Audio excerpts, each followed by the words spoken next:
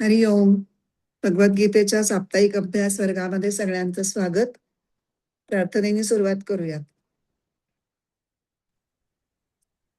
नारायणं नमस्कृत्य नरं चैव नरोत्तमं देवीं सरस्वतीं व्यासं ततो जयमुदीरयेत् वसुदेवसुतं देवं कंसचाणूरमर्दनं देवकी परमानन्दं कृष्णं वन्दे जगद्गुरुं मूकं करोति वाचालं पङ्गुं लङ्घयते गिरिं यत्कृपातमहं वन्दे परमानन्दमाधवं. हरिः ओम्. हरि ओम. आपण 6व्या अध्यायातला 34वा श्लोक मागच्या वेळेला पूर्ण केला होता आणि 35व्याला सुरुवात केली होती. तर 34 जेवढं झालंय त्याची उजळणी करून पुढे जाऊयात आपल्या नेहमीच्या पद्धतीने. 34वा गीता आणि गीताईचा श्लोक म्हणा. चञ्चलं हि मनः कृष्ण प्रमाथि बलवदृढं तस्याहं निग्रहं मन्ये वायोरिव सुदुष्करम्. मन चंचळ हे कृष्णा हट्टी छळीतसे बळे धावे वाऱ्यावरी त्याचा दिसे निग्रह दुष्कर. श्रीभगवानुवाच असंशयं महाबाहो मनो दुर्निग्रहैचलम् अभ्यासेन तु कौन्तेय वैराग्येण च गृह्यते. त्याचं गीताई नंतर म्हण. मी जेव्हा त्या ह्याला येईल तेव्हा त्याची जस्ट आधी म्हण, म्हणजे ते डोक्यात फ्रेश असेल. आता इथे आपण बघतोय की साम्ययोग सांगून झाल्यानंतर श्री अर्जुन हा चिंतेत पडलाय की हे कसं काय जमावं, आणि तो आपली ती शंका मोकळेपणाने श्रीकृष्णाला विचारतोय. तर मागच्या ह्याच्यामध्ये त्यांनी सुरुवात केलेली आहे सांगायला की हे कसं काय जमणार, हे मला काही अवघड दिसतं बाबा.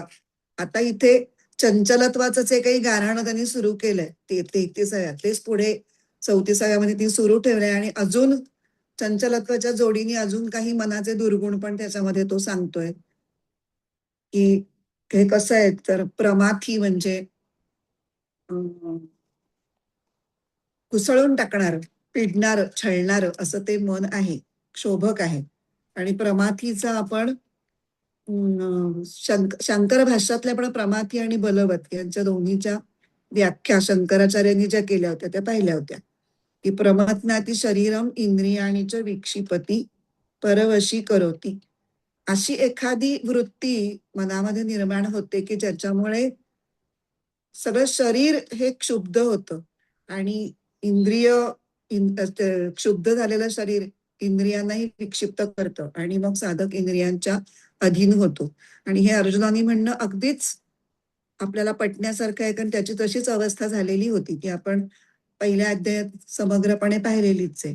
मग असं आपलं मन कधी कधी आपल्याला ढवळून काढतं. त्याची दोन आपण उदाहरणं बघितली होती की एकतर आपण पूर्व आयुष्यातलं काहीतरी चूक त्याच्यावर आपण रिपेंट करत असतो की नाही असं नको होतं व्हायला, तसं नको होतं करायला, तर आपलं मन उगाच्या उगाच ढवळून निघतं. किंवा एखाद्या इच्छेच्या आपण खूप मागे लागलो, प्रचंड आसक्तीने आपण एखादी इच्छा धरली असेल की ही कधी पूर्ण होतीये, ही कधी पूर्ण होतीये, तर अशाही वेळेला आपलं मन सारखं विक्षेपित राहतं.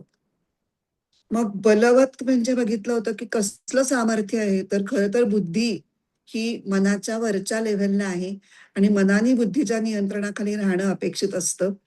तर ते मन बुद्धीला, शरीराला आणि इंद्रियांना सगळ्यांनाच वेठीला धरून आपल्याला जे हवं असेल तेच करायला भाग पडतं. म्हणून मनाला बलवत म्हटलंय. आणि ते अत्यंत हट्टी पण असतं. त्याच्या हट्टीपणाचं आपण एक उदाहरण बघितलं होतं की एवढे अंबुराव महाराजांसारखे थोर साधक निष्णात जे होते नेमामध्ये, त्यांना सुद्धा एका क्षुद्र विचाराने त्याला नेमातून बाहेर पडायला लावलं. इतकं ते मन हट्टी असतं. आणि म्हणून हे सर्व दुर्गुणांनी युक्त असं जे मन आहे ते वायूची उपमा दिलीये त्याला. कारण बरेच साधर्म्याचे, म्हणजे आता हे जे दुर्गुण सांगितले मनाचे ते सगळे वायूमध्ये आहेत. की मग तो घुसळवून टाकणारा आहे, प्रक्षोभ निर्माण करणारा आहे, बलवान आहे, सामर्थ्यशील आहे, आणि त्याचबरोबर तो चंचलही आहे. आणि अजून एक आपल्याला कॉमन त्याच्यातला मुद्दा सापडला होता की ते दोघेही अमूर्त आहेत, अदृश्य आहेत, अमूर्त आहेत. मन जसं अदृश्य आहे तसं वायू पण अदृश्य आहे. त्यामुळे अत्यंत सुंदर अशी वायूची अगदी चपखल बसणारी उपमा अर्जुनाने निवडलेली आहे त्याच्यासाठी. मग आपण बहिणाबाईंची कविता ऐकून मनाचे अजूनही काय काय दुर्गुण आणि काय काय जे स्वभावातले पैलू असतात त्याचा सगळा आपण अभ्यास केला. आणि मग आपण आता 35व्या श्लोकापर्यंत पोहोचलो. 35व्याची आता गीताई म्हण फक्त.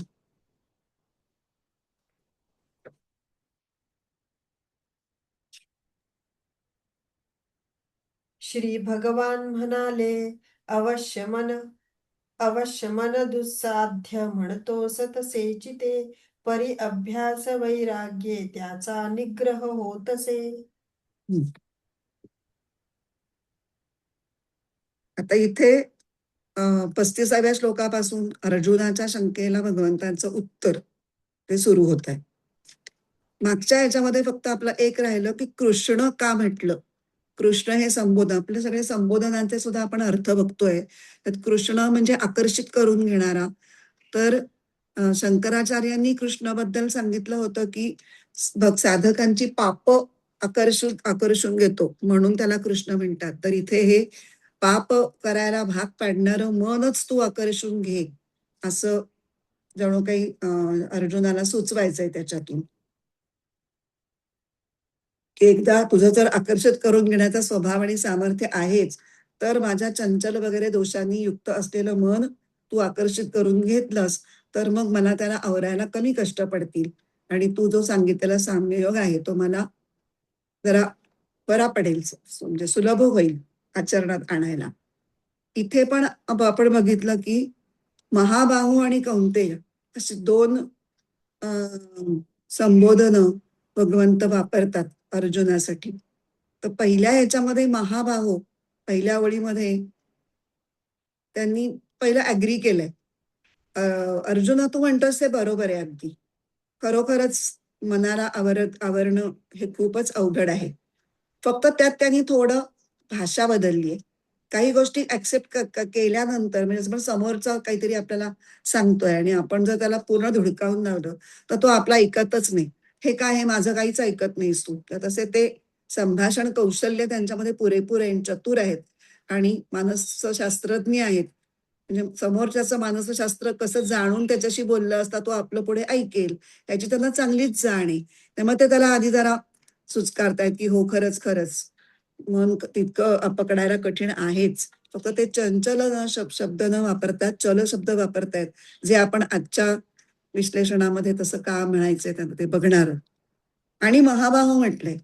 महाबाहूनी त्याच्या अंग जे सामर्थ्य आहे त्याची त्याला आठवण करून देण्याचा एक प्रयत्न आहे की तू त्या मनाच्या पेक्षा सामर्थ्यशील तू आहेस, मनावर नियंत्रण तू मिळवू शकतोस. तर तू अगदीच हातपाय गाळून गुडघे टेकू नकोस मनाच्या सामर्थ्या समोर, असं एक सांगण्यासाठी महाबाहू हे वापरलंय. आणि पुढच्या ओळीमध्ये ते उपाय सांगतायत. अभ्यास आणि वैराग्य हे दोन उपाय आहेत बरं का. अगदीच तू म्हणतोस सगळे उपाय संपलेत आणि आता काहीच मना पुढे चालणार नाहीये असं नाहीये. आणि हे सांगताना ते कौंतेय हे संबोधन अशासाठी वापरतायत की कुंती ही अत्यंत विरक्त स्त्री होती आणि अशा विरक्त मातेचा तू पुत्र आहेस, तर तुझ्यामध्ये सुद्धा विरक्ती हा गुण तू जोपासला पाहिजेस हे सांगण्यासाठी. आणि त्याचबरोबर कुंतीने जसं दुर्वासांची दुर्वासांची सेवा करण्याचं अवघड काम अत्यंत काटेकोरपणे अचूकपणे केलं, तसंच हे मनाला आवर घालण्याचं काम किंवा साम्ययोग सिद्ध करण्याचं काम हे अवघड असलं तरी तुला ते जमायला पाहिजे. कारण तुझ्या आईकडून हे गुण तुला परंपरेने मिळालेले आहेत, त्याचा तू पुरेपूर वापर केला पाहिजेस आणि ते जोपासले पाहिजेत असं सांगण्याकरता ही दोन संबोधनं वापरलेली होती.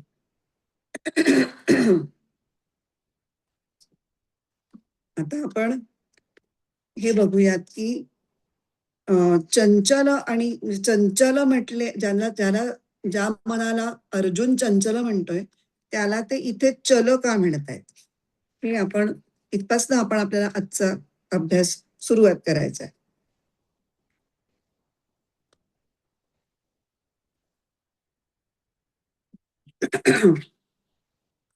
मन हा निसंशय मोठा शत्रू आहेच आणि महाबाहू म्हणण्याचं ते पण एक अजून कारण होतं की शत्रू जेवढा मोठा तेवढा त्याच्यावर विजय मिळवणं हे अधिक क्रेडिटेबल आहे. त्याचं श्रेयही जास्त आहे. कोणा सोन्या गोम्याला तू गुंडाळलं असं तर काय तुझं काही कर्तृत्वच नाहीये. मनासारख्या बलाढ्य शत्रूवर जर तू विजय मिळवलास तर तेवढं सामर्थ्य तुझ्यामध्ये आहे ना, कारण तू महाबाहू आहेस. आणि मग ते काय म्हणतात की हा मन हे दुर्निग्रह म्हणजे पकडण्यात किंवा ताब्यात येण्यास कठीण आणि चल आहे. तिथे चंचल न म्हणतात चल का म्हटलंय ह्याचा थोडासा विचार आपण करणार. अर्जुनाने वापरलेला शब्द जो आहे चंचल तो नेहमी दुर्गुण या अर्थीच जास्त करून वापरला जातो. पण श्रीकृष्णांनी जो वापरलेला आहे शब्द चल ते म्हणजे अस्थिर किंवा हलणं हा ज्याचा स्वभाव आहे अशा अर्थाने ते वापरतायत. आणि थोडं चंचलपणातलं जे दुर्गुणता किंवा वाईटपणा आहे तो सौम्य करण्याकरता तो चम हा उपसर्ग काढून टाकून फक्त चल हा वापरलेला आहे. आणि ह्याच्यावरतीच दुर्निग्रहम चलम ह्याच्यावरती जेव्हा ज्ञानेश्वर भाष्य करतात तेव्हा त्याच्यामध्ये ते चपळ हा शब्द वापरतात आणि तो कसा स्वभावातलाच एक गुणधर्म आहे असा सांगण्याचा प्रयत्न करतात. तव कृष्ण म्हणती साचची बोलत आहासी ते तैसेची यया मनाचा कीर चपळची स्वभावोगा. चपळपणा हा त्याचा स्वभावच आहे. असंच हा चपळ शब्द मनासाठी अनेक संतांनी पण वापरलाय. आपल्या करुणाष्टकामध्ये समर्थ रामदास स्वामी म्हणतात चपळपण मनाचे मोडिता मोडवेना सकळ स्वजन माया तोडिता तोडवेना. अगदी म्हणजे स्वजन मायेनीच ह्याचं मन चंचल झालेलं आहे. घडी घडी बिघडे हा निश्चयो अंतरीचा म्हणूनी करुण आहे बोलतो दीन वाचा.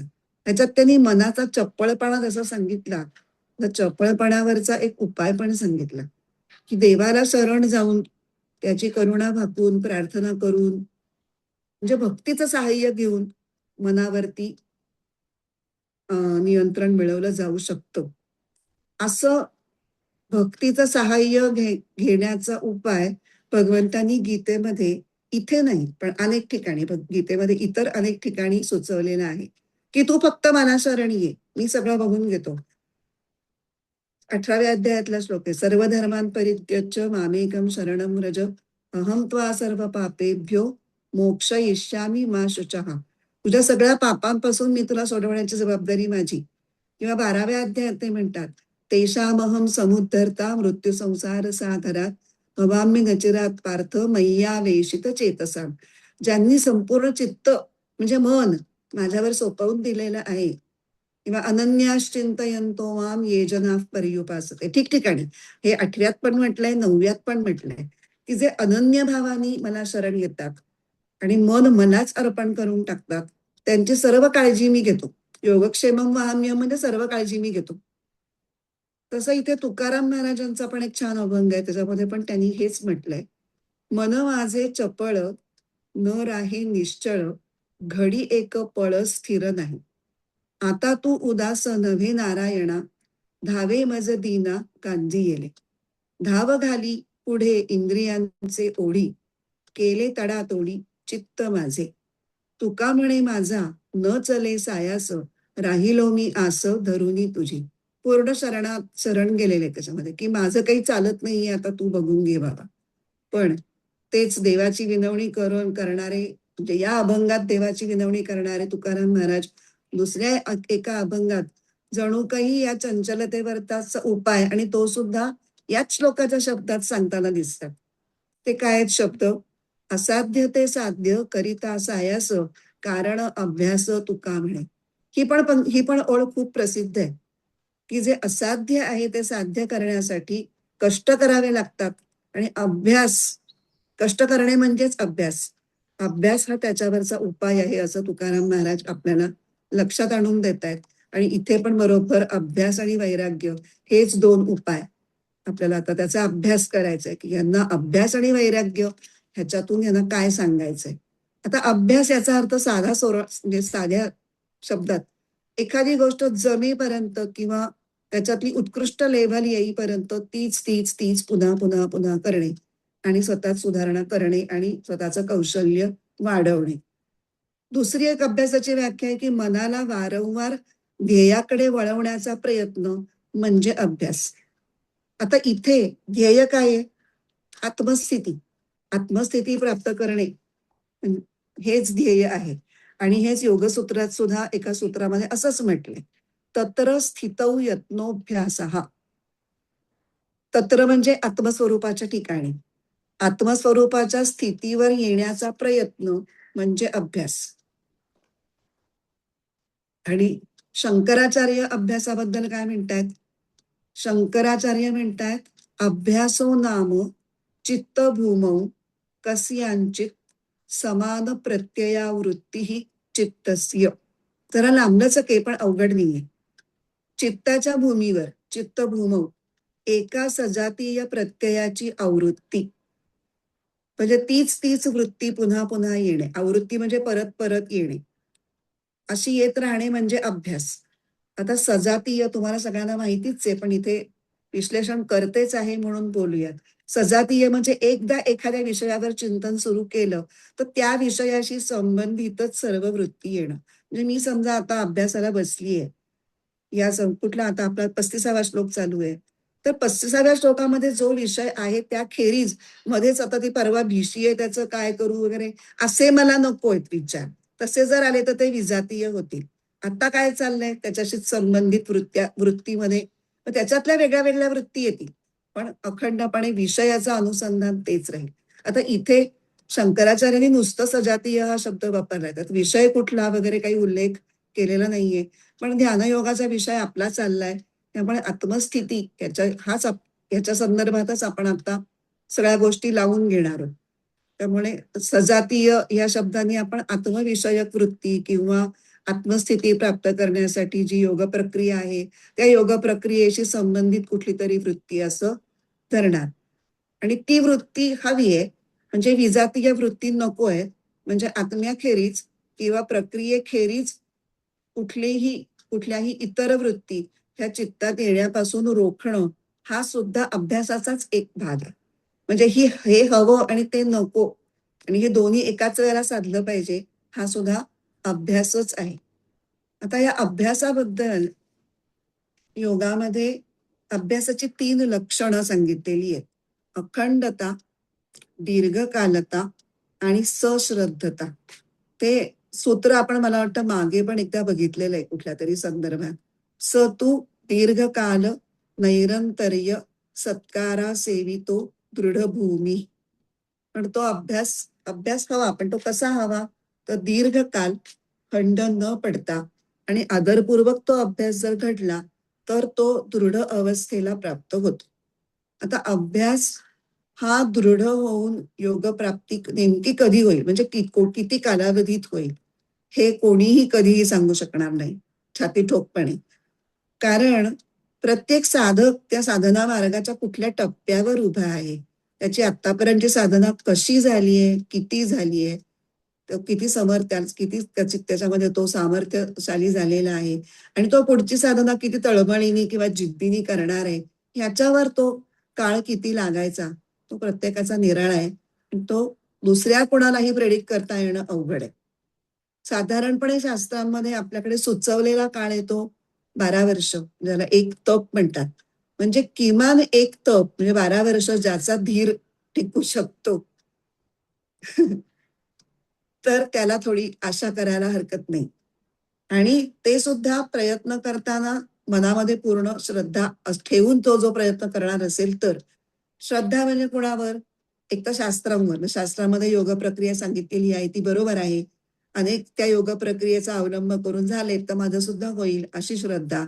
गुरुवर श्रद्धा, की गुरूंनी मला जी काही साधना दिली ती माझं हित लक्षात घेऊन किंवा माझा स्वभाव लक्षात घेऊन दिलेली आहे अशी. आणि ईश्वरावर किंवा आत्म्यावर, मुळात आत्मस्थिती प्राप्त करायची तर तो आत्मा आहे आणि तो मला हवा आहे, हा सुद्धा एक आस्तिक्य भाव.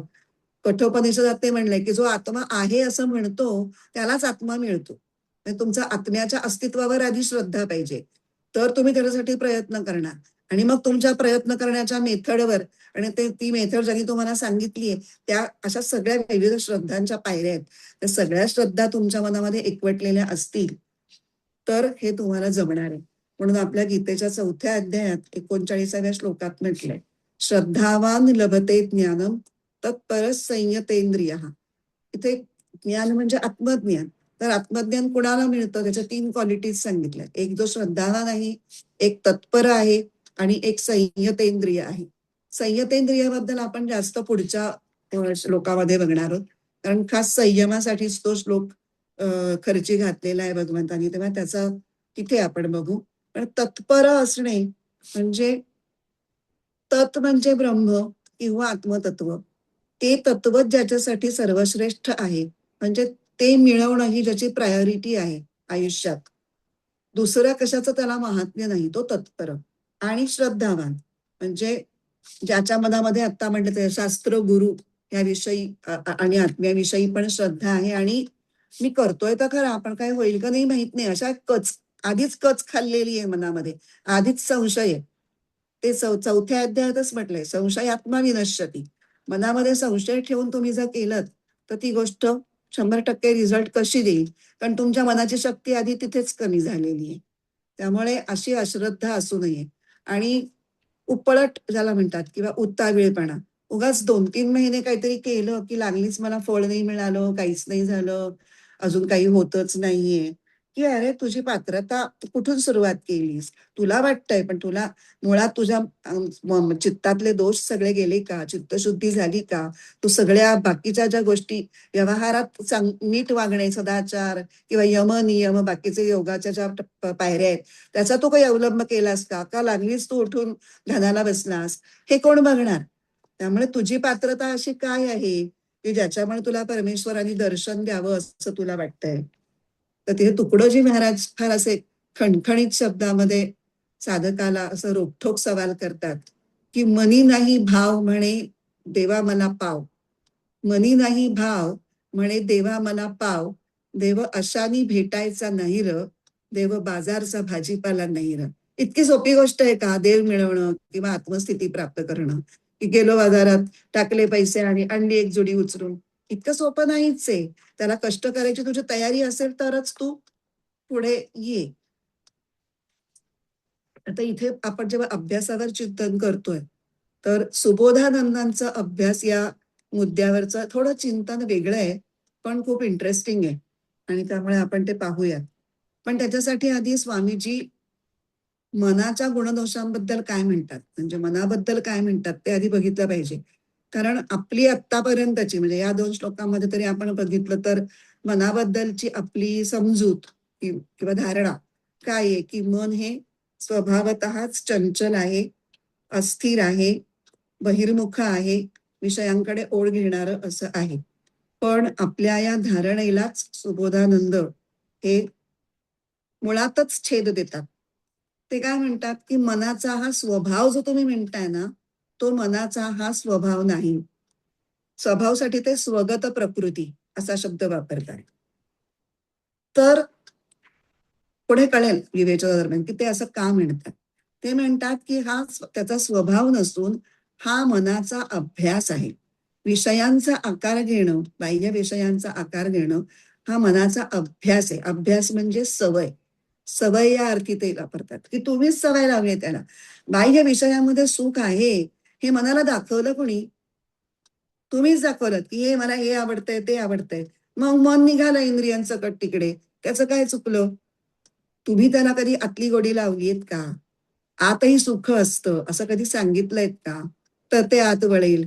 तर या ज्ञानेश्वरी आपण पुढे बघणार आहोत, पण आता इथे हा मुद्दा आलाय म्हणून ज्ञानेश्वरी मध्ये ज्ञानेश्वर महाराज जेव्हा या श्लोकावर विवरण करतात तेव्हा ती फार सुंदर ओवी आहे. आपण याही पूर्वी 2-3 वेळेला त्याचा रेफरन्स घेतलेला आहे.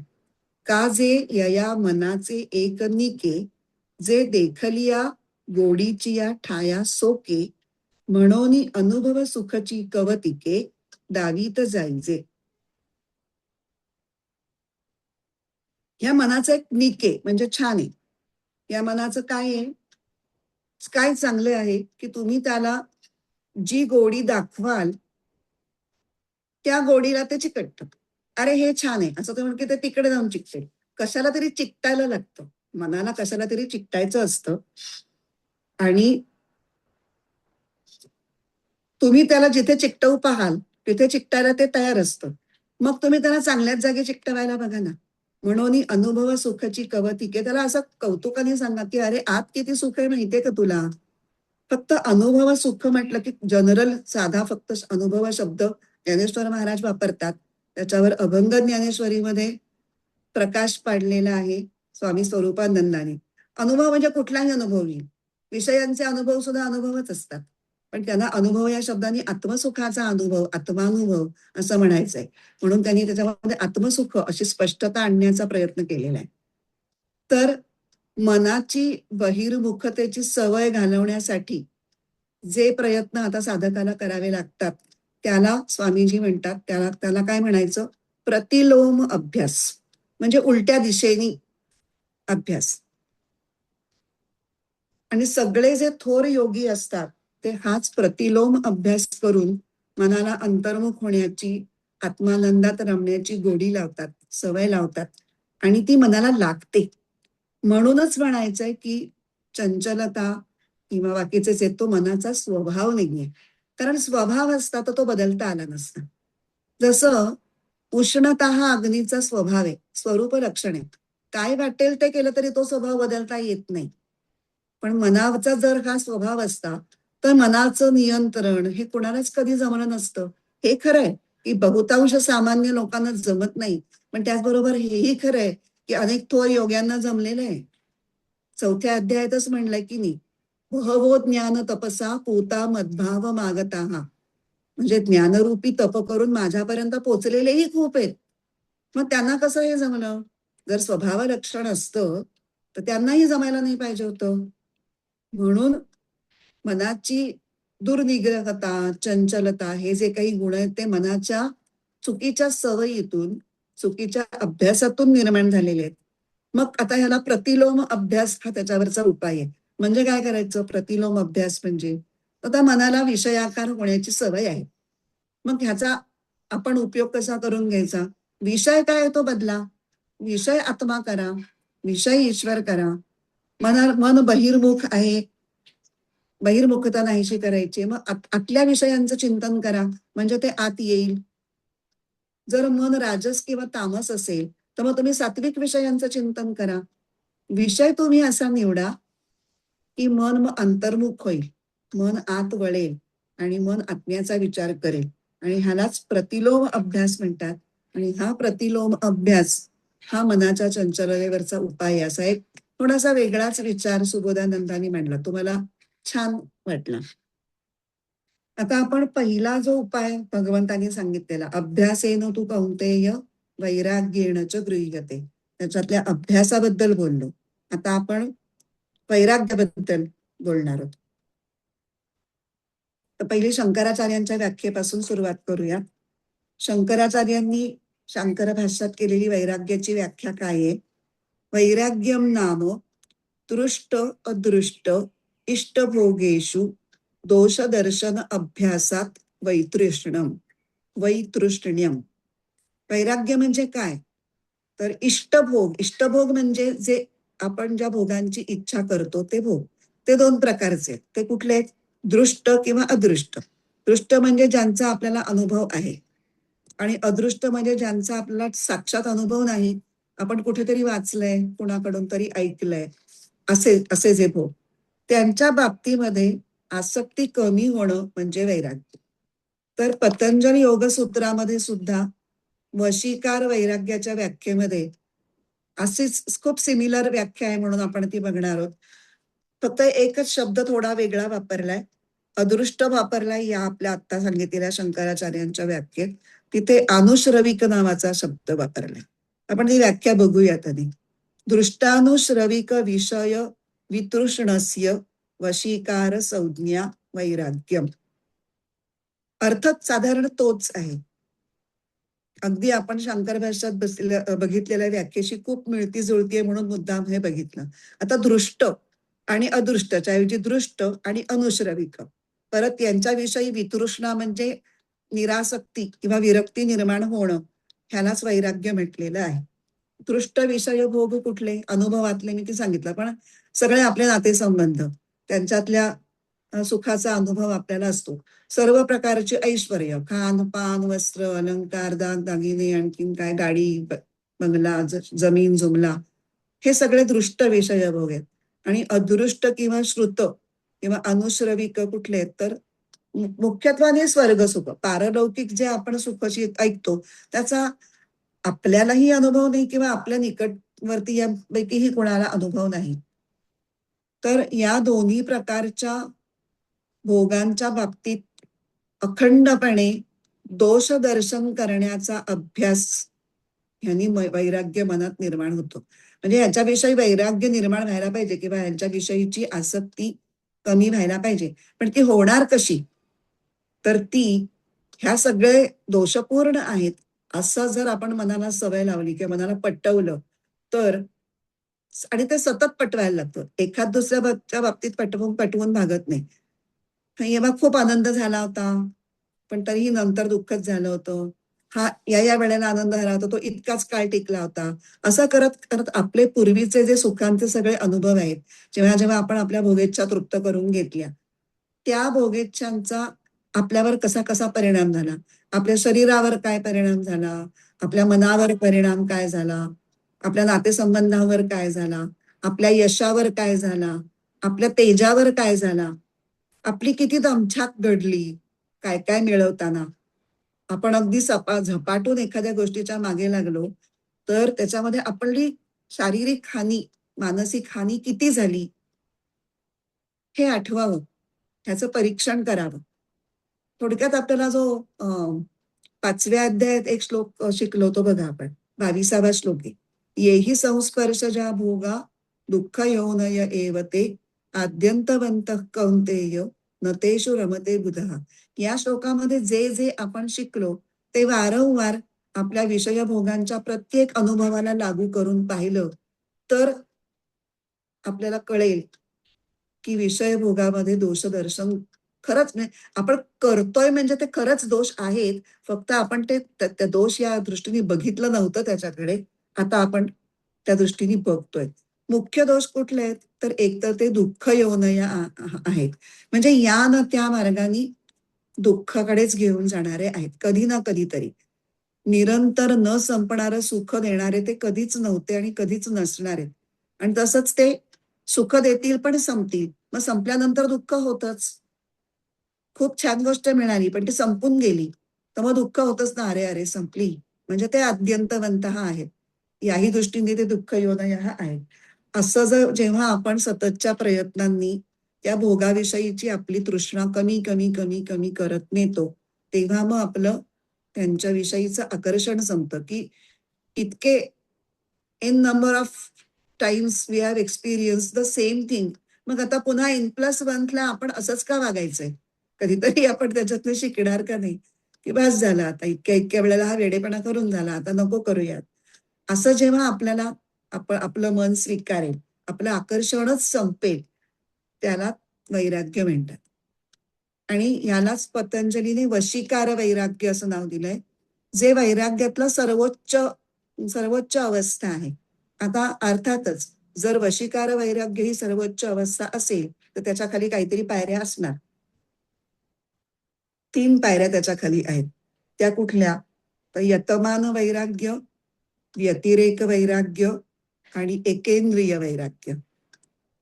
आणि ह्या पायऱ्यांतून गेल्याशिवाय वशीकार वैराग्यांपर्यंत पोहोचणं होणारच नाही. त्यामुळे तेही जाता जाता बघूया. यतमान वैराग्य त्याला म्हणतात जेव्हा या जगामध्ये सार काय असार काय हे आपण गुरु आणि शास्त्र यांच्या मदतीने आपण समजावून घेण्याचा प्रयत्न सुरू करतो. म्हणजे काहीतरी सार आहे आणि काहीतरी असार आहे, पण ते नक्की काय आहे हे समजावं, अशी जेव्हा आपल्या मनात इच्छा निर्माण होते आणि आपण त्याच्यासाठी गुरुकडे जातो किंवा काही ग्रंथांचा आधार घेतो, तेव्हा आपण यतमान वैराग्याच्या पातळीला पोचतो. पुढचं आहे व्यतिरेक वैराग्य. व्यतिरेक वैराग्यामध्ये आपण काय करतो, आपणच मागे वळून आपलं परीक्षण करतो की आपण जे काही सार असार हा जो विवेक आपल्यामध्ये विकसित करण्याचा प्रयत्न केला तो किती लेव्हलला झाला, आणि तो विवेक निर्माण झाल्यामुळे आपल्या चित्ताच्या ठिकाणी जे काही दोष होते पूर्वी त्याच्यातले कुठले दोष गेले, कुठले दोष अजूनही आहेत, गेले तर ते पूर्ण गेले का थोडे अजून शिल्लक आहेत, हे आपणच आपलं आत्मपरीक्षण करणं म्हणजे व्यतिरेक वैराग्य. आणि पुढचं आहे एकेंद्रिय वैराग्य. आता ज्या दृष्ट आणि श्रुत विषयांकडे आपली सारखी प्रवृत्ती होत असते ते विषय दुःखरूप आहेत असा माझ्या बुद्धीचा निश्चय झालेला आहे. माझ्या मनाला पटलेलं नाहीये अजून. फक्त मला बुद्धी म्हणजे शास्त्र वगैरे वाचल्यामुळे, गुरूंनी सांगितल्यामुळे, गुरूंच्यावर माझी श्रद्धा असल्यामुळे माझ्या बुद्धीला पटलंय की हो, हे चुकीचं आहे, हे दुःखरूपच आहे. आणि त्यामुळे मी ह्या माझ्या बुद्धीच्या निश्चयाच्या सहाय्याने वृत्ती विषयाकार होऊ देत नाही. मुद्दाम बळजबरीने सहज होत नाहीये ही गोष्ट. म्हणजे मनामध्ये अजून मनातली जी चित्तातली ओढ आहे त्या गोष्टीबद्दलची आवड आहे ती संपली नाहीये. पण ती आवड असणं चुकीचं आहे हे माझ्या बुद्धीला पटलंय आणि म्हणून मी वागतेय तशी. मला वाटतं दुसऱ्या अध्यायातला श्लोक आहे. विषया विनिवर्तन्ते निराहारस्य देहिनः रसवर्जम रसोप्यस्य परम दृष्ट्वा निवर्तते. म्हणजे कर्मेंद्रियांना मी थांबवलेलं आहे. विषय हे निराहार झालेले आहेत पण विषयाची तृष्णा आत गेलेली नाही, संपलेली नाही. त्याच अर्थाचा तिसऱ्या अध्यायात पण आहे. कर्मेंद्रियाणी संयम्य य आस्ते मनसा स्मरण इंद्रियार्थान विमूढात्मा मिथ्याचारस्स उच्यते. म्हणजे हा मिथ्याचार आहे. पूर्ण मी सहजपणे जेव्हा करीन तेव्हा ती माझी स्थिती. आणि ती चौथी स्थिती वशीकार वैराग्यामध्ये माझ्या बुद्धीला पटलेली गोष्ट माझ्या मनालाही पटलेली आहे आणि त्यामुळे ती माझ्या कृतीत सहज उतरू शकते. म्हणून त्याला चित्त पूर्णपणे खऱ्या अर्थाने तृष्णाशून्य होणं याला वशीकार वैराग्य म्हटले. असे वैराग्याचे 4 टप्पे जे ह्याच्यात सांगितलेले आहेत योग दर्शनामध्ये ते आपण बघितले. आता माधवानंदांनी केलेली वैराग्याची व्याख्या आपण बघू जी एकदम आपल्या आता योगाभ्यासाच्या संदर्भातच आहे की योग ज्ञानाच्या स्थितीकडे नेणारा जो आंतरिक मार्ग आहे त्याच्यामध्ये ज्या ज्या गोष्टींमुळे प्रतिबंध निर्माण होत आहेत म्हणजे अडथळे येत आहेत मग ते जे काही आहे ते सर्व काही सोडून देण्याची अंतःकरणाची भूमिका, अंतःकरणाची तयारी म्हणजे वैराग्य. मग ते काहीही असेल. वैराग्य हा शब्द कसा तयार झाला? विराग शब्दापासून. विराग, राग म्हणजे काय? आकर्षण, गोडी, आसक्ती. आणि विराग म्हणजे त्याच्यापासून दूर होणं. अशा प्रकारे वैराग्याची आता आपण बऱ्यापैकी चर्चा केली. तर आता 2 मनावर नियंत्रण करण्याचे उपाय अभ्यास आणि वैराग्य भगवंतांनी आपल्याला या अध्यायात सांगितले या श्लोकात. तर पतंजलींच्या योगसूत्रामध्ये सुद्धा मनाच्या वृत्ती आवरण्याचे हेच 2 उपाय आणि अगदी याच क्रमाने सांगितलेलं सूत्र आहे. अभ्यास वैराग्याभ्याम तन्निरोधः. अभ्यास आणि वैराग्यानीच त्याचं म्हणजे त्या मनाचा निरोध होतो. आता क्रमामध्ये अभ्यास आधी आणि वैराग्य नंतर असं जरी आलेलं असलं तरी अभ्यास झाल्याशिवाय वैराग्य नाही, वैराग्य झाल्याशिवाय अभ्यास नाही असं म्हणता येत नाही. म्हणजे अमुक हे आधी झालं की मग ते असा क्रम नाही. काहीतरी एक आधी म्हणायला पाहिजे म्हणून म्हटलंय अभ्यास आधी. पण ते दोघे परस्परावलंबी आहेत, परस्परांना पोषक आणि पूरक आहेत. तर ते कसं तर आपण बघूयात की वैराग्याचं जेव्हा आपण विश्लेषण केलं तेव्हा आपण पाहिलं की वैराग्याच्या वेगळ्या वेगळ्या स्टेप्स होत्या. वैराग्य विकसित करत असताना निरंतर विषयांमधील दोषदर्शनाचा अभ्यास, तिथे पुन्हा अभ्यास आला. कशाचा? विषयांमधलं दोषदर्शन. त्याच नंतर वैराग्याची परिपूर्णता गाठण्यासाठी सारासार विचाररूपी पुन्हा अभ्यास आहे. त्याला आपण यतमान वैराग्य नाव दिलं पण आहे तो अभ्यास. आणि नंतरचा व्यतिरेक वैराग्य ही जी स्टेप होती त्याच्यामध्ये सुद्धा आपण काय करत होतो? आत्मपरीक्षण. आत्मपरीक्षण रूपाने पुन्हा अभ्यासच आहे. काय झालं? हे केल्याचा परिणाम काय झाला? कुठले कुठले दोष कमी झाले? झाले का नाही झाले? झाले तर किती झाले? नाही झाले तर किती नाही झाले? का नाही झाले? मी पुन्हा तिथे अभ्यासच आला. म्हणजे वैराग्य जरी झालं तरी वैराग्यात अभ्यास मदत करतोय. आणि आता अभ्यासामध्ये वैराग्य कसं पूरक ठरतं ते पण इंटरेस्टिंग आहे. आता इथे अभ्यास म्हणजे काय? तर आत्मस्थितीसाठी वृत्तींचा निरोध. मग जितकं वैराग्य जास्त अधिक तितका हा वृत्ती निरोध आपल्याला सहज जमणार की नाही. कारण वृत्ती वेगवेगळ्या आणि काय विजातीय वृत्ती काय येतात वेगवेगळ्या विषयांमध्ये आपलं आपलं मन ओढ घेत असतं म्हणून. पण जेव्हा त्यांच्याविषयीचं आकर्षण कमी झालेलं आहे तर मग आपोआपच वृत्तींचा निरोध जमायला लागेल. आणि अगदी आपण प्राथमिक स्तरावरचा ध्यानाभ्यास जरी विचारात घेतला की ज्याला आपण आधी धारणा करतो की मी कोणीही नाही, मला काहीही नको, मी काहीही करत नाही, तर हे सुद्धा एक प्रकारे वैराग्यच आहे. कशाचं? मी कोणीही नाही ह्याच्यामध्ये आपण स्वतःला कशापासून विलग करतो? आपल्या व्यक्तिमत्वापासून. मी शरीर नाही, मी मन नाही, मी बुद्धी नाही. कारण मी कोणीतरी आहे असं जेव्हा वाटत असतं तेव्हा त्याच्याशी संबंधित वृत्ती जनरेट होतात. म्हणून शरीर मन बुद्धीपासून जेव्हा विराग प्राप्त करून घ्यायचा असेल तेव्हा मी कोणीही नाही ही भूमिका तुम्हाला मदत करते. मग मला काहीही नको नि काय, तेव्हा काहीतरी इच्छाच नाही ना, सगळ्या इच्छांपासून आपल्याला बाजूला करणारी म्हणजे विराग घडवून आणणारी ती मला काहीही नको आणि मी काहीही करत नाही ह्याच्यामध्ये कर्ता भाव नाही आणि क्रियेपासून सुद्धा वैराग्य प्राप्त होतं. तेव्हा आपल्याला हळूहळू मन शांत व्हायला जास्त मदत होते. अशा प्रकारे हे दोन्ही उपाय जे आहेत अभ्यास आणि वैराग्य हे दोन्ही हातात हात घालून एकमेकांना मदत करत पुढे जातात आणि आपल्यालाही त्याच्याबरोबर पुढे नेतात. तर रामकृष्ण परमहंसांनी जी वैराग्याची परिपूर्ण व्याख्या केली त्याच्यात ते म्हणतात संसाराचा विराग आणि ईश्वराचा अनुराग असं मिळून संपूर्ण वैराग्य तयार होतं. संसाराचा विराग आणि ईश्वराचा अनुराग. माधवानंदांनी पण असेच काही छान उदाहरणं दिली की अभ्यास आणि वैराग्य हे कसे एकमेकांना पूरक असतात.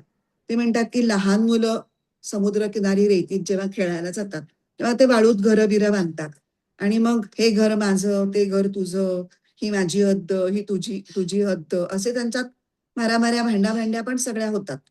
पण जेव्हा घरी जायची वेळ होते, संध्याकाळ होते, अंधार पडायला लागतो, तेव्हा घरी जायची ओढ एवढी असते की त्यांनीच बनवलेली आणि आता अगदी हमरी-तुमरीवर येऊन भांडणं ज्या घरावर झालेली असतात, सरळ त्या घरावरती धबाधबा ती नाचतात, ती वाळूची घरं मोडतात आणि सुखाने घरी जातात. हे वैराग्य आहे, असं त्यांचं म्हणणं की त्याला पटलंय की ओढ कशाची जास्त आहे? खऱ्या घरी जाण्याची ओढ जास्त आहे. त्यामुळे ईश्वर तत्वाच्या किंवा आत्मस्वरूपाच्या आकर्षणामुळे त्याच्याकडे जाण्याचा प्रयत्न हा अभ्यास आहे आणि त्याच ओढीमुळे त्याच्यापासून विचलित करणारी जी आकर्षण आहेत ती आकर्षण सोडणं म्हणजे वैराग्य. आणि असं अभ्यास आणि वैराग्य हे अंतःकरणामध्ये जेव्हा एकत्र येतात तेव्हा मग मनाच्या वृत्ती या सहजपणे नियंत्रणाखाली येऊ शकतात.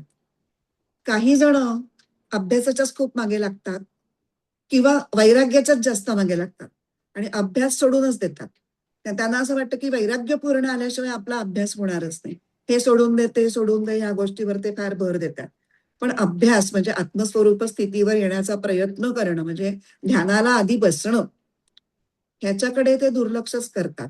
कारण त्यांचं मन त्यांना वाटतं की जोपर्यंत वैराग्य नाही तोपर्यंत हे आपल्याला जमणारच नाहीये. तर त्यांच्या बाबतीत चिन्मयानंद म्हणतात की असा अभ्यासाकडे पूर्ण दुर्लक्ष करून फक्त वैराग्याच्या मागे धावणं म्हणजे ते कसं आहे?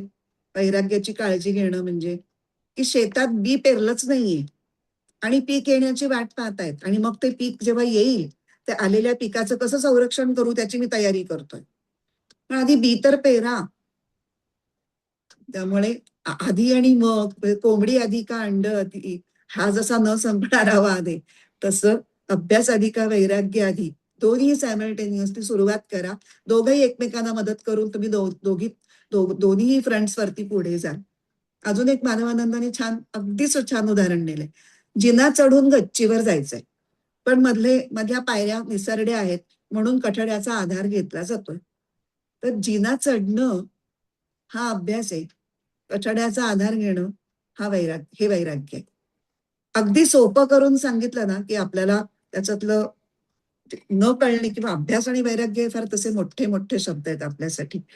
अभ्यास तरी आपण करतो पण वैराग्यापासून तर आपण जरा जास्तच दूर आहोत. आता आपण ह्याच्या ज्ञानेश्वरीच्या ओव्या वाचूया.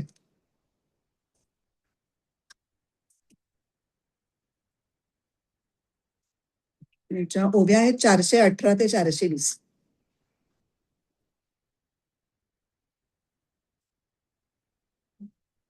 तेव्हा कृष्ण म्हणती साचची, बोलत आहासी ते तैसेची, यया मनाचा कीर चपळची स्वभावोगा.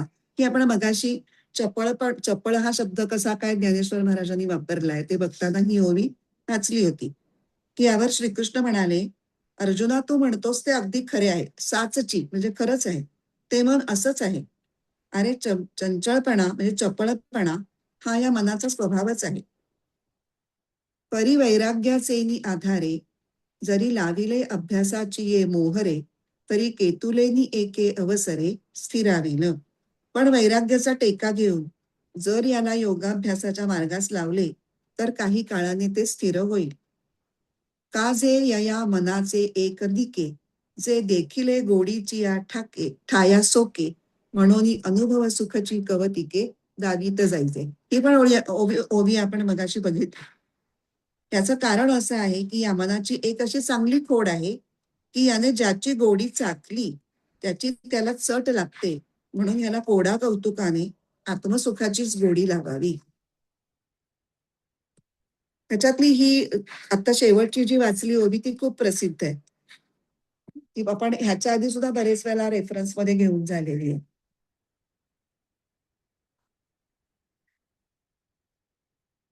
आता आपण 36वा श्लोक वाचू. सुरुवात करून घेऊ, जेवढं होईल तेवढं बघू. निदान प्रस्तावना होईल असं वाटतं मला.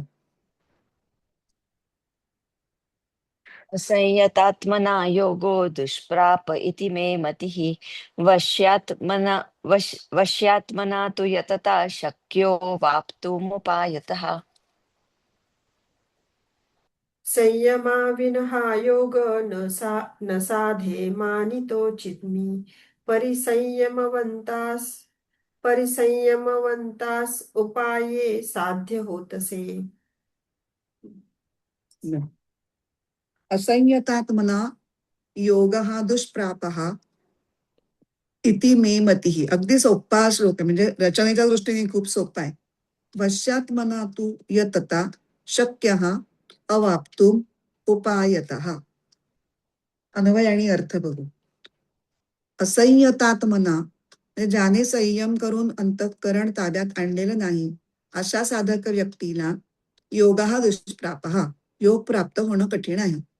तू पण पश्चात्मना ज्याने आत्मसंयमन करून अंतःकरण ताब्यात आणलेलं आहे अशा साधक व्यक्तीला उपायतः यतता, साधनेद्वारे प्रयत्न करता करता योग हा अवाप्तुम शक्य, हा योग प्राप्त करून घेणे शक्य आहे.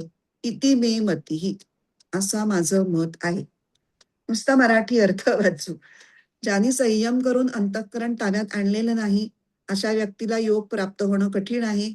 पण ज्यानं आत्मसंयमन करून अंतःकरण स्वाधीन करून घेतलेलं आहे अशा साधकाला साधनेद्वारे प्रयत्न केला असता हा योग प्राप्त करून घेणं शक्य आहे, असं माझं मत आहे. आता या आपण बघितलं की 35व्या श्लोकामध्ये अभ्यास आणि वैराग्य असे 2 उपाय हे मनाच्या चंचलतेवर श्रीकृष्णाने सांगितले. आता या श्लोकामध्ये साम्ययोग जमावा याच्यासाठी संयम हा गुण कसा आवश्यक आहे हे भगवंत आता सांगतायत. म्हणजे त्याला अभ्यास आणि वैराग्याला अजून एक टेकू संयमाचा पण पाहिजे. तर संयमाचं महत्व हे या श्लोकामध्ये अन्वय आणि व्यतिरेक या पद्धतीने आपल्याला म्हणजे असं साधकाच्या मनावर ठसवलेलं आहे. जेव्हा एखादी गोष्ट ठसवायची असते तेव्हा लागोपाठ अन्वय आणि व्यतिरेक असं वापरून ते ठसवलं जातं. त्याचा हा श्लोक म्हणजे नमुना आहे. की पहिल्या ह्याच्यात काय म्हणलंय, जो संयम पाळू शकत नाही त्यासाठी भगवंत शब्द वापरतात असंयतात्मा, म्हणजे ज्याचा आत्मा त्याच्या स्वाधीन नाही. अर्थातच इथे आत्मा म्हणजे शरीर आणि मन हे दोन्हीही. आणि अशा असंयत व्यक्तीला योग साधू शकणार नाही. हे एक नकारात्मक विधान झालं, त्यालाच म्हणतात व्यतिरेक. असं केलं असता हे होणार नाही, अशा प्रकारचं नकारात्मक विधान झालं. म्हणून त्याला व्यतिरेक पद्धत म्हणायचं. आणि या उलट दुसऱ्या ओळीमध्ये काय केलंय, ज्या व्यक्तीने वेगवेगळ्या उपायांनी सतत प्रयत्न करून शरीर मनाला आपल्या ताब्यात आणलेलं आहे, त्याच्यासाठी भगवंतांनी शब्द वापरलाय वश्यात्मा. आणि अशा वश्यात्माला साम्ययोग साधणं शक्य आहे. कसं, जर त्यांनी विविध उपायांची मदत घेतली तर आणि प्रयत्न केले तर. उपायतः यतता वश्यात्मना योग हा योगम अवाप्तुं शक्य. हे झालं अन्वयात्मक, कारण हे शक्य आहे, होकारात्मक दृष्टीने सांगितलेलं आहे, होकारात्मक विधानाने सांगितलं, म्हणून याला म्हणायचं अन्वय पद्धत. आणि मग हे सांगून झाल्यानंतर एखाद्या सामान्य माणसाने म्हणावं, एखादा डिबेट केल्यानंतर माझं वो आहे मत आहे, तुमचं तुम्ही बघून घ्या, तसं तसं अगदी इतक्या कॅज्युअली ते म्हणतात इति मे मतिही. पण इथे ते तसं म्हणण्याचं कारण असं आहे की एकतर ते अर्जुनाशी मित्रत्वानी बोलतायत, त्यामुळे एक मित्र दुसऱ्या मित्राशी जसं बोलतो त्या पद्धतीने ते हे वाक्य जरी म्हणत असले तरी आपण मात्र त्याच्याकडे असं बघता कामा नये की एका साधारण माणसाने हे म्हटलेलं आहे. भगवंतांनी स्वतः म्हटलेलं आहे तर निश्चितच ते विधान हे सत्य आहे. आणि हे उघडच सत्य आहे की ज्याच्या मनावर संयम नाही किंवा संयम हा गुण ज्याच्यामध्ये योग्य प्रकारे विकसित झालेला नसेल, त्याला सूक्ष्म अशा आत्मस्वरूपावर चित्त एकाग्र करणं काय जमणार आहे? शक्यच नाहीये त्याला ते जमणं. कारण मनात उठणाऱ्या प्रत्येक वृत्तीला सुद्धा मनच प्रतिक्रिया देत असतं. ते समजा, एखादी काहीतरी चुकीची गोष्ट आपल्या मनामध्ये, चुकीची वृत्ती मनामध्ये उठली तर दोन पॉसिबिलिटीज आहेत. एकतर आपलं मन त्याला जस्टिफाय करेल, त्याला साथ देणाऱ्या इतर अनेक विचार येतील की हो हे कसं बरोबर आहे वगैरे, आणि नाही, आणि आपल्याला आपली चूक लक्षात आली तर आपण नाही नाही हे बरोबर नाही, हे असं आपल्या मनात यायला नको होतं, ह्याच्यापैकी एक कुठली तरी प्रतिक्रिया येईल. आणि अशा विरोधी प्रतिक्रिया एकामागून एक मनामध्ये सतत येत असतात. हे अखंड चालू असतं. पण हे त्यालाच कळतं जो अभ्यासाला बसतो. ध्यानाभ्यासाला जेव्हा तुम्ही बसता तेव्हा तुमच्या मनामध्ये खरंच म्हणजे वरचा जो पृष्ठभाग अगदी शांत शांत वाटतोय त्याच्या खाली किती खळबळ चालू आहे हे तुम्हाला तेव्हाच कळतं जेव्हा तुम्ही ध्यानात स्थिरावण्याचा प्रयत्न करता. अदरवाईज आपलं साईड असं काहीतरी आपलं कामही चालू असतं, मनामध्ये विचारही चालू असतात, नेमके कुठले विचार फ्रंटवरती आहेत, कुठले बॅकवरती आहेत, काहीच आपलं असं त्याचा अवेअरनेस नसतो आपल्याला. आणि या कारणासाठी ध्यानयोगाचा अभ्यास हा मुख्यतः दोन प्रक्रियांच्या आधाराने केला जातो. एक म्हणजे मनोवृत्तींचं संयमन आणि दुसरं म्हणजे आपल्याला जे आता पाठ झालंय की स्वच्या जाणीवेवर अवधान केंद्रित करण्याची प्रक्रिया. तर मनोवृत्तींचं संयमन हे एखाद्या नाममंत्राच्या सहाय्याने केलं जाऊ शकतं किंवा विवेकाने की आत्ता मी ध्यान करतोय तर या वृत्ती आत्ता इथे नकोत, असं विवेकाच्या निश्चयाने आपल्याला मनाला दटावून सांगता येऊ शकतं. अशा पद्धतीने मनोवृत्तींचं संयमन करता येईल. आणि असं जर केलं नाही तर मग काय होतं त्याचा, जी आपण पुढची दुसरी प्रक्रिया म्हणली आहे की ध्यान प्रक्रिया, की ज्याच्यामध्ये स्वच्या जाणीवेवर आपल्याला अवधान ठेवायचं आहे, ती प्रक्रिया करण्यापूर्वी जर मनाचं संयमन ही प्रक्रिया केली नाही तर मनाच्या वृत्ती इतक्या भरकटतात की ती योग प्रक्रिया करण्यासाठी जी एक आंतरिक शक्ती आपल्या मनाला लागते ती शक्तीचा बराचसा भाग त्याच्यामध्येच खर्च होतो. शक्तीचा अपव्यय म्हणतात त्याला. आणि ऐहिक आयुष्यात सुद्धा आपल्याला ह्याचा अनुभव आहे की एखादी उच्च गोष्ट जर आपल्याला प्राप्त करून घ्यायची असेल तर अनेक आकर्षण आणि उपभोग ह्यांच्यामध्ये जी आपली शक्ती आणि वेळ वाया जात असतो तो आपल्याला कमी करायला लागतो. जाणीवपूर्वक प्रयत्नपूर्वक कमी करायला लागतो. काही ऍक्टिव्हिटीज पूर्ण थांबवाव्याही लागतात. त्याची अनेक उदाहरणे की समजा आता निवडणुका जवळ आल्यानंतर राजकीय नेत्यांची दिनचर्या कशी असते किंवा परीक्षेच्यापूर्वी विद्यार्थी काय काय गोष्टी जे एरवी करत ते वेळ वाया घालवत असतात ते सगळ्या त्या ऍक्टिव्हिटीज ते थांबवतात. ते खेळत असतील, मैदानावर जाऊन खेळत असतील किंवा मोबाईलचे गेम्स बघत असतील किंवा टीव्ही बघत असतील, सहलीला जात असतील, हे सगळं थांबवून ते फोकस करतात आपल्या अभ्यासावर. किंवा एखादे गायक किंवा वादक जर आपला त्यांचा पहिला परफॉर्मन्स असेल, अगदी पहिला कशाला कितवाही जरी परफॉर्मन्स असेल, तरीही ते आधी भरपूर रियाज करतात आणि आपल्या आवाजाची काळजी घेतील, वाटेल तिथे जाऊन खाणार पिणार नाही, हे सगळं ते करतात. म्हणजे मग कुठलीही जरी तुम्ही कुठलंही जरी फील्ड घेतलं, तर त्या त्या क्षेत्रातल्या उच्च स्तरावर पोचलेल्या ज्या व्यक्ती असतात, ते आपल्या पूर्वनिमग्नता बाजूला ठेवतात. म्हणजे प्री ऑक्युपेशन्स ज्याला आपण साध्या शब्दात आपल्याला पटकन कळतं, की हे ते नाही करत. एरवीचे ते एन्जॉय करत असतात. ती सगळी एन्जॉयमेंट ते बाजूला ठेवतात आणि ज्या कशापासून त्यांची वेळ आणि शक्ती वाया जाईल किंवा त्यांचं ध्येयापासून त्यांचं मन विचलित होईल, त्या सगळ्या गोष्टी ते निग्रहपूर्वक बाजूला ठेवतात. हे जर व्यवहारातल्या ऐहिक यशासाठी सुद्धा माणसांना करावं लागतं, तर इथे तर आपण आत्मस्थितीची प्राप्ती वगैरे मोठ्या गप्पा करतोय. ही तर अत्युच्च अवस्था आहे, की जिथे आत्मस्वरूपाचं काय सुखम आत्यंतिकम यत्तत, आत्यंतिक सुख मिळणार आहे, अमर्याद सुख मिळणार आहे. ते सुख मिळण्यासाठी जे करायचं, त्यावेळेला किती आत्मसंयमन करायला पाहिजे, ह्याचा आपणच विचार करायला पाहिजे. म्हणूनच तर ध्यानयोगाबरोबरच ह्या अध्यायाचं नाव आत्मसंयम योग असं सुद्धा आहे. मला वाटतं आपण आता इथे थांबू, म्हणजे मग पुढे आपल्याला कंटिन्युइटी मिळेल. आता आपण थोडीशी प्रस्तावना केली असं समजूयात आणि इथे आपण थांबूयात आता. पुढच्या वेळेला हा श्लोक आपला पूर्ण होईल.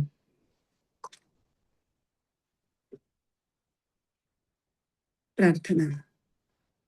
ओम पूर्णमद पूर्णमिदं पूर्णात् पूर्णमुदच्यते पूर्णस्य पूर्णमादाय पूर्णमेवावशिष्यते.